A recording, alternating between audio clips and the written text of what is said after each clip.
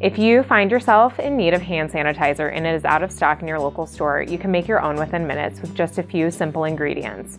Here's what you'll need: rubbing alcohol, or a minimum of 91% isopropyl alcohol, aloe vera gel, mixing bowl, a spoon, and an empty container such as a 3-ounce container from our travel toiletries kit.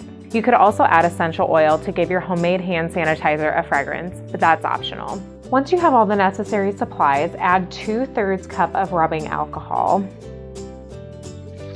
and 1/3 cup of aloe vera to the mixing bowl.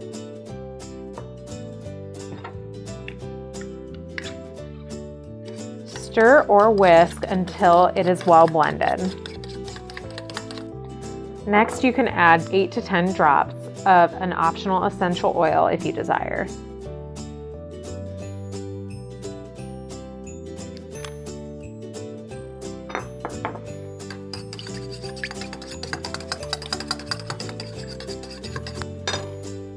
Once you have the hand sanitizer mixed, you can pour it into a travel container and label it hand sanitizer.